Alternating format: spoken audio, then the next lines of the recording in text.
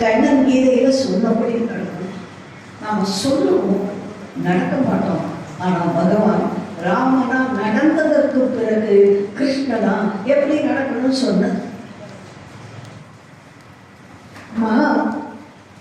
நான் உபதேசம் பண்ணேன், நான் பின்பற்றினா ஒழுக்கம் இல்லைன்னு வச்சுக்க, இவளுக்கு வார்த்தை வேறு வாழ்க்கை வேறு ஓடி அப்படின்றீங்க. நான் எப்படி பேசுறேனோ அப்படி வாழ்ந்தால்தான் என்னை நீங்கள் வணங்குகிறீர்கள்.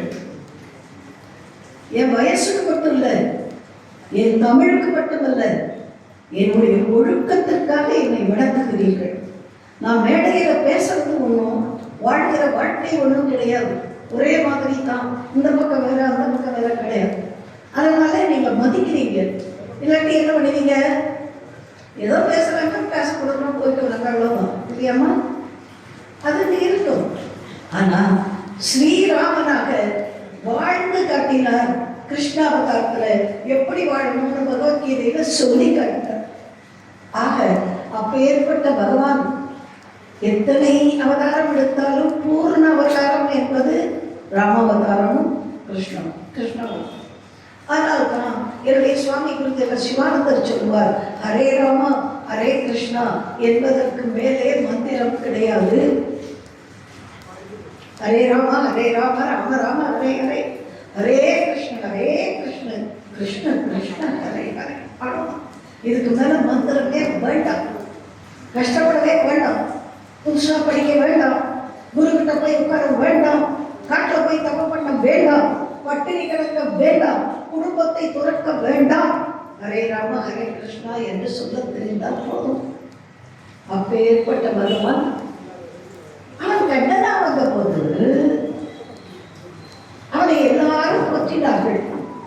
சில பேர் திட்டினார்கள், சிசுபாலன் மாதிரி, நீ அயோக்கியன், நீ ஏமாத்தரித்தக்காரன், நீ பொய்ப்புலி, நீ கொத்த பக்கத்துல சாட்சி நின்று எங்களெல்லாம் தவிர்த்து விட்ட அப்படிலாம் சொன்னாங்க.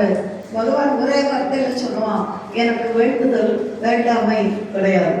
யார் நல்லவங்க அவங்க எனக்கு வேண்டுகிறாங்க, யார் தீயவங்க அவங்க வேண்டாம். அவ்வளவு. அதான் பரித்ராணாய சாகுணாம் விநாசாய துஷ்கிருதம். அதுக்கு தான் சம்பவாமி எப்படி ராமனையே பாடினார்கள் எல்லாரும் ஆழ்வார்கள். ஆனா கண்ணனை மட்டுமே பாடணும்னு நினைச்சவர் பெரியாழ்வார், பாரதி, கண்ணதாசன். ஏமா நம்ம சுதந்திர போராட்ட காலத்திலே பாரதி எழுத ஆரம்பிச்சார். ராமா வெற்றியை கொடுன்னு கேட்கல, கிருஷ்ணா எங்களுக்கு புதிய பாரதத்தை ஆக்கி கொடுத்தார். ஏன் தெரியுமா? இந்த துரியோதன கூட்டம் பிரிட்டிஷ் கூட்டம், அதுகளை ஜெயிக்கணும்னா ராமனுடைய சத்திய பராக்கிரமும் போதாது, கிருஷ்ணனுடைய சாமர்த்திய பராக்கிரமம் தான் வேணும். சத்திய பராக்கிரமம் போராது, சாமர்த்தியம் வரும். ஏன்னா எந்த இருக்கிறவையா துரியோதன கூட்டம் கண்ணனையே கொள்ளத்துக்கு முயற்சி பண்ணாங்க இல்லையா? அதனாலதான் என்று தனியும் எங்கள் சுதந்திர தாகம், என்று மடியும் எங்கள் அடிமையின் மோகம் என்று சொன்ன பாரதி, அன்று ஒரு பாரதம் அக்கவர் போரே, அன்றைக்கு ஒரு பாரத போரை நடத்தி நல்லவர்களை பண்டவர்களை காக்காயல்லவா? ஆகவே பகவானே நீதான் அவதாரம் எடுக்கணும் அப்படின்னு சொன்னார். ஆமா, மற்ற சமயத்துக்கும் நம்முடைய அர்த்தமுள்ள இந்து மதத்திற்கும் நிறைய வித்தியாசம் உண்டு. பகவானை தான் பண்ணணும், நீ சரண் மட்டும் தான் அடையணும். இது மதம், சில மதம். ஆனா நம்ம என்ன பண்ணலாம் தெரியுமா? உங்க வீட்டு குழந்தைய மீனாட்சியா பார்க்கலாம், உங்க வீட்டு குழந்தைய கண்ணனா பார்க்கலாம், உங்க வீட்டு குழந்தைய வார முருகனாக பார்க்கலாம். குழந்தை பண்ணலையா தேஜஸ்வினி முருகனை பத்தி, அது மாதிரி உங்க வீட்டு குழந்தைய தெய்வமா பார்க்கலாம், உன் நண்பனை உதவிப்படுத்துகிறன தெய்வமா பார்க்கலாம், உன் காதலியை தெய்வ வடிவா பார்க்கலாம். அம்மா வீட்டுல குழந்தை குழந்தை சொல்லுவேன், கிருஷ்ண விக்கிரகம் மாதிரி இருக்கு சொல்ற மாதிரியா? அழகான ஒரு குழந்தை பிறந்தா அம்மா அப்படி கொஞ்சம் ஐயோ என் குழந்தை கிருஷ்ணன் மாதிரி இருக்கா. ராமனும் அழகுதானம்மா, ஆனா ஒருத்தர் கூட என் பிள்ளை ராமன் மாதிரி இருக்குன்னு சொல்ல மாட்டேங்கிறார். நான் வருஷம் பூரா ராமாயணம் சொல்றேன், ஆனா எனக்கே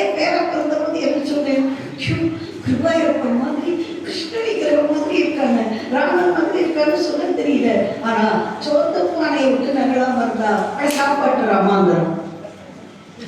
அப்போ மட்டும்தான் சாப்பாட்டு ராமாந்திரம். ராமனும் அழகுதான், கண்ணனும் அழகுதான். மையோ மரகதமோ மறிக்கடலோ மணிமுகிலோ ஐயோ இவன் படிப்பு என்பது ஒரு அழியா அழகுடையான் அவர் சொல்றது. அவ்வளவு அழகு ராமன், அவ்வளவு அழகு கண்ணன். ஆனா குழந்தை பொன் குழந்தையா இருந்தா என்ன சொல்லணும்? என் கண்ணம்மா, என் மீனாட்சி, என் காமாட்சி, முகாக்காளின்னு ஒருத்தர் சொல்றது, பத்திரகாளின்னு திட்டுவது. என் மீனாட்சி, என் காமாட்சி, என் விசாலாட்சி. அப்படித்தானே கொஞ்சம் தெய்வமா குழந்தையா கொஞ்சம் காடையா இருக்கலாம் தந்தை. என் முருகன் மாதிரி இல்லைண்டா. நம்ம சமயம் ஒண்ணுதாங்க. கடவுளை நம் வாழ்க்கையோடு ஒட்டி வைத்தது நம்முடைய சமயம் மட்டும்தான்.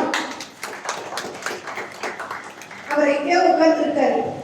பரமண்டலத்தில் இருக்கிற பரமபிதான் மட்டும் சொல்லாத, உருவமற்றவன் சொல்ல. அவனுக்கு உருவம் உண்டு, அவனுக்கு குழந்தை வடிவம் உண்டு, அவனுக்கு காதலர் வடிவம் உண்டு, அவனுக்கு பெண் வடிவம் உண்டு, வீர வடிவம் உண்டு, துறவு வடிவம் உண்டு. எப்படி வேணாலும் கும்பிடலாம்னு சொல்ல மிக பரந்த வாழ்க்கையோடு இணைந்த ஒட்டிய மதம் நம்முடைய தமிழக இந்து மதம்.